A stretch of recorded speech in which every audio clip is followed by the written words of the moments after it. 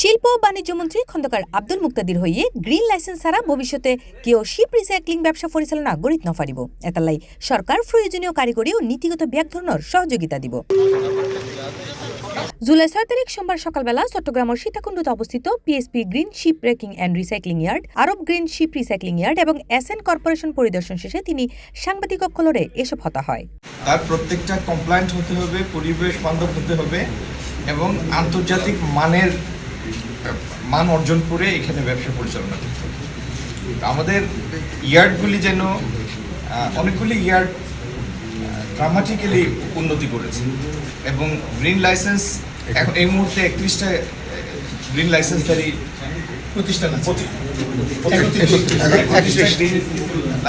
প্রতিষ্ঠান আছে। আরও যারা ব্যবসা করতে চায় তাদেরকেও আমরা টেকনিক্যাল সাপোর্ট দিব, প্রয়োজনীয় সহযোগিতা দিব, কিন্তু যারা জাহাজ রিসাইক্লিংয়ের ব্যবসা করবেন তাদের সবাইকে কমপ্লায়েন্ট হতে হবে, গ্রিন লাইসেন্স নিতে হবে। মন্ত্রী হয় একসময় বিশ্বত মেজে জাহাজ রিসাইক্লিং শিল্প বাংলাদেশের অবস্থান আছিল শীর্ষত। বর্তমানে সেই অবস্থান সাময়িকভাবে পিছিয়ে গেলেও সরকার আবারও বিশ্বত 1 নম্বর অবস্থান পুনরুদ্ধারে হাজ করেন। আজকে থেকে একটা সময় এই জাহাজ রিসাইক্লিংয়ের এগেনস্টে একটা জেনারেল সেন্টিমেন্ট ছিল যে একটা হচ্ছে এন্টি এনভায়রনমেন্ট, দ্বিতীয়ত এখানে লেবার এক্সপ্লয়েট হয়, তৃতীয় হলো অস্বাস্থ্যকর এবং অমানবিক পরিবেশে কাজ হয়।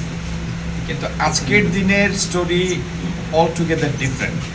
আপনি এখানে যে উপায়ে বৈজ্ঞানিক পদ্ধতিতে কাজ করা হয়, কমপ্লায়েন্সের high criterion, high standard maintain করা হয়, এটা যে কারোর জন্য একটা গর্বিত হওয়ার মতো একটা ব্যাপার। তো আমরা চাই আমাদের এই গ্রিন লাইসেন্সধারী ইয়ার্ডগুলির মতো অন্য যারা ব্যবসা করবেন তারাও সবাই গ্রিন লাইসেন্স নিয়েই সেই এসে তারপরে ব্যবসা পরিচালনা করছি। গত বছরের আজকে থেকে 2 বছর আগেও আমরা প্রায় 45% মতো সারা বিশ্বে যে পরিমাণ জাহাজ রিসাইক্লিং হতো তার প্রায় অর্ধেক আমরা নিজেরা করেছি। আমাদের এই অবস্থান আবার সাময়িককালের জন্য আমরা বিচ্যুত হয়েছি। ইনশাল্লাহ আমাদের এই 1 নম্বর পজিশন আবার আমরা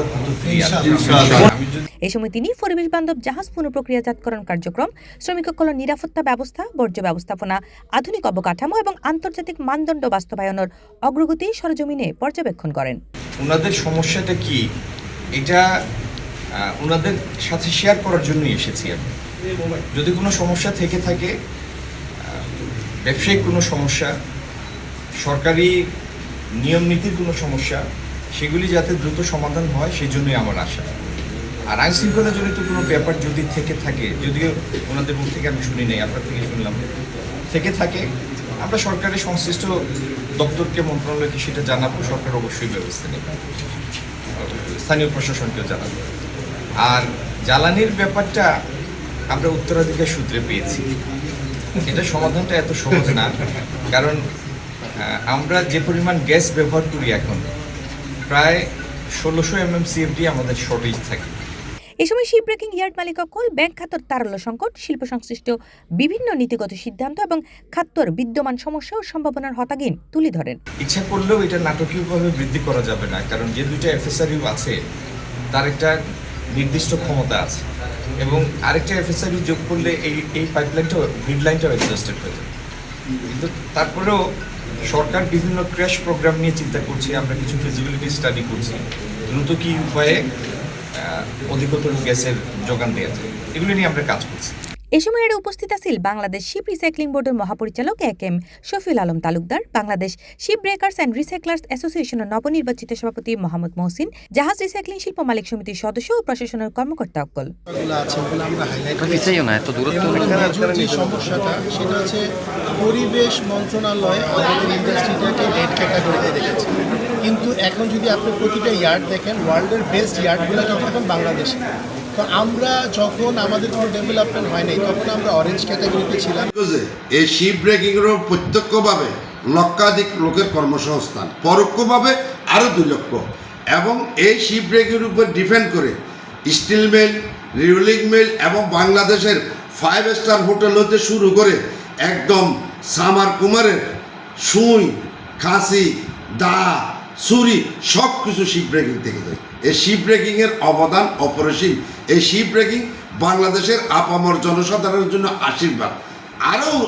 আরও বলতে চাই যে আপনার এই শিপ ব্রেকিং থেকে প্রতি বছর সরকার 1,500 থেকে 2,000 কোটি টাকা প্রত্যক্ষভাবে পাচ্ছে, পরোক্ষভাবে আরও 2,000 কোটি টাকা পাচ্ছে। যেটা one of the largest ship owners association, ওটার এস্টিমেটস অনুযায়ী নেক্সট 10 বছরে 16,000টা জাহাজ রিসাইকেল করা হবে। আপনি যদি ইন্ডিয়া, পাকিস্তান, পুরো সাবকন্টিনেন্টেই তো জাহাজ রিসাইকেল বেশি হয়, ওটার যদি ক্যাপাসিটি একসাথে একত্র করেন তাহলে কিন্তু ইয়ার্ডের পরিমাণ অনেক কম পড়ছে। টিএসডিএফ জাপানিরা করার উদ্যোগ নিয়েছিল, এটা 6 বছর থেকে 7 বছর সময় লাগবে, কিন্তু মন্ত্রী মহোদয় আমাদেরকে আশ্বাস দিয়েছেন আমাদের বিদেশি অর্থায়নের দরকার নেই, আমাদের দেশি অর্থায়নে আমরা ইনশাল্লাহ করে ফেলব। C+ TV, Chittagong.